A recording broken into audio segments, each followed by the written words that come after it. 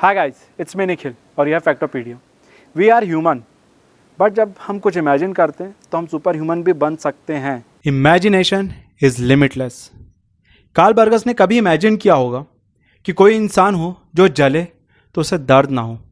And see he created human torch. 1939 में timely comics के नाम से शुरू हुई कंपनी, जिसके फाउंडर मार्टिन गुडमैन थे, 1951 तक वो एटलस कॉमिक्स हो गई थी और फिर 1961 में वो मार्वल कॉमिक्स हो गई, जिस पे आज मूवीज बनी हैं और हम उसे मार्वल सिनेमैटिक यूनिवर्स के नाम से भी जानते हैं। अब मार्टिन गुडमैन ने खुद के आर्टिस्ट हायर किए, जिसमें से एक आर्टिस्ट उनकी वाइफ के कज़न भी थे, जिनका नाम था Stanley Martin Lieber aka Stanley. Human torch Timely Comics का पहला सुपर हीरो था जिसको कार्ल बर्गस ने क्रिएट किया था 1939 में, जो कि बेसिकली एक एंड्रॉयड रहता है।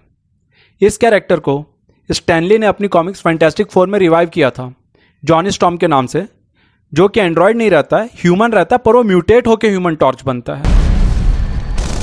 कैप्टन अमेरिका और बकी को क्रिएट किया जो सीमन एंड जैक किर्बी ने टाइमली कॉमिक्स में 1941 में। ऑब्वियसली उस समय वर्ल्ड वॉर का समय चल रहा था, यूएस वॉर में इन्वॉल्व भी था।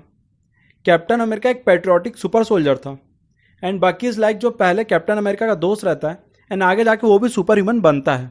वेल, वर्ल्ड वॉर 2 एंड हो गई एंड 1949 तक टाइमली कॉमिक्स को भी डीफंक्शनल कर दिया गया। 1951 में टाइमली कॉमिक्स को डीफंक्शनल करके उसे एटलस कॉमिक्स बनाया गया, जिसमें दोबारा ह्यूमन टॉर्च और कैप्टन अमेरिका को रीलॉन्च करने की कोशिश की गई, लेकिन वो कमर्शियली फेल साबित हुआ। फाइनली 1961 में एटलस कॉमिक्स को मार्वल कॉमिक्स कर दिया गया और फिर इस बार सबसे पहले ह्यूमन टॉर्च को ही रीलॉन्च किया गया विथ न्यू टीम, जिसमें उसके साथ 3 सुपर ह्यूमन और थे।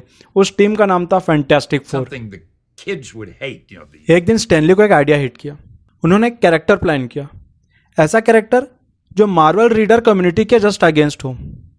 इनफैक्ट ये बात भी है कि स्टैनली ने खुद को चैलेंज किया था एक ऐसा कैरेक्टर बनाने का जिसको लोग हेट करें। स्टैनली ने प्लान किया कि वो अमीर हो, बिजनेसमैन हो, ग्लैमरस हो, लेडीज मैन हो, एक सिंपल ह्यूमन हो जो बाहर से बहुत मजबूत हो लेकिन अंदर ही अंदर किसी कमी से घिरा हो। तब पहली बार इंट्रोड्यूस किया गया आयरन मैन को 1963 में। टेल ऑफ सस्पेंस करके एक सीरीज थी मार्वल कॉमिक्स की। उसके बाद आयरन मैन का कैरेक्टर पॉपुलर हो गया। 64 में एवेंजर इशू लॉन्च हुआ। वैसे जो एवेंजर की उस समय ओरिजिनल टीम थी उसमें आयरन मैन था, थॉर था, एंट मैन और वास्प थी, और कैप्टन अमेरिका भी ज्वाइन करता है बर्फ से बाहर आने के बाद। ये उसके एक रिवाइवल का तरीका सोचा गया था लास्ट फेलियर के बाद, एंड इस बार ये बूम कर गया। एवेंजर का प्लान हिट था। और हाँ, 62 में स्पाइडरमैन और हल्क भी लॉन्च हुए थे। वैसे एक्चुअली में स्टैनली ने ये प्लान किया था कि वो कोई मक्खी या कोई और इंसेक्ट को लेके कोई एक सुपर हीरो बनाएगा, बट फाइनली वो आके स्पाइडर में रुके और स्पाइडरमैन लॉन्च हो गया। और इसी तरह हल्क की भी स्टोरी थी। हल्क जब बना था तो वो ग्रे था, but thanks to printing mistake वो ग्रीन हो गया। फिर 1974 में फाइनली वेपन एक्स, लोगन या फिर आप बोल सकते हैं वॉल्वरिन को इंट्रोड्यूस किया गया। उसके क्रिएटर थे Roy Thomas, Len Wein and John Romita senior. Wolverine का पहला कैमियो था इनक्रेडिबल हल्क की कॉमिक्स में। As a villain Canadian army Wolverine को भेजती है हल्क के लिए कि हल्क को वो कंट्रोल करे। मार्वल यूनिवर्स में बहुत सारी सुपर हीरो टीम्स हैं, like Avengers, fantastic four, alpha flight, और वॉल्वरिन इन सब के साथ मिशन कर चुका है। एंड मूवी में अपने वॉल्वरिन ह्यूग जैकमैन बनते हैं, और आपको पता है उनका कैमियो भी होने वाला था 2012 स्पाइडरमैन में, बट उनका जो सुपर हीरो सूट था वो घूम गया और लो बजट होने की वजह से उनका कैमियो ही नहीं हो पाया उसमें। Well, back to 1984। उस समय मार्वल कॉमिक्स अब बूम कर रही थी और उस समय ये डील भी हुई थी कि मार्वल कॉमिक्स डीसीयू खरीदने वाली थी, पर मार्वल ने वो डील कैंसिल कर दी। भाई अपना धंधा सब खत्म हो गया। सुना मैंने। पार्ले जी खाना पड़ रहा है काली चाय में डुबो के। 1996 तक मार्वल पूरी तरीके से बैंकक्रप्ट हो चुकी थी और उस समय डीसी कॉमिक्स बूम कर रही थी, और बैंकक्रप्सी की वजह से मार्वल को अब एक टॉय कंपनी मर्ज होना पड़ा। उस टॉय कंपनी का नाम था टॉय बिज, और इसी बैंकक्रप्सी की वजह से मार्वल को अपनी कई अच्छे कैरेक्टर्स की मूवी राइट्स भी ऑक्शन करने पड़ गए। जैसे अपना स्पाइडरमैन को सोनी ले लिया, पैरामाउंट ले लिया हल्क को, और फॉक्स ने ले लिया एक्समैन को।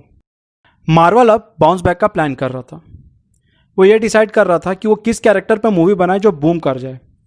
तब मिस्टर परल्म्यूटर ने यह सजेशन दिया, जो टॉय बीज के ओनर थे, कि ऐसा कैरेक्टर हो जो पर्दे पे तो अच्छा लगे, पर जब पर्दे से बाहर आए तो एज अ टॉय उसकी डिमांड बहुत ज़्यादा हो। और फिर आंसर था उसका आयरन मैन। फिर 2008 में मार्वल स्टूडियो प्रोडक्शन ने लाई आयरन मैन 1 और वो आते ही बूम कर दी। और फिर इसी वजह से 2009 में डिज्नी ने मार्वल स्टूडियोज़ को खरीद लिया। एक जमाना था जब हम भी गरीब हुआ करते थे, और जिसकी वजह से ये पॉसिबल हो पाया एक मल्टी सुपर हीरो मूवी जो थी एवेंजर। और फिर उसके बाद रेस्ट इज़ हिस्ट्री। सो मेरी मार्वल कैरेक्टर सीरीज लाने की भी कोशिश रहेगी, जिसमें मैं इंडिविजुअल कैरेक्टर्स के बारे में फैक्ट्स एंड ओरिजिन बताऊंगा। सो गाइस, इस बारे में मुझे सजेशन दें, सपोर्ट करें, लाइक सब्सक्राइब शेयर करें। चाओ चाओ, बाय बाय।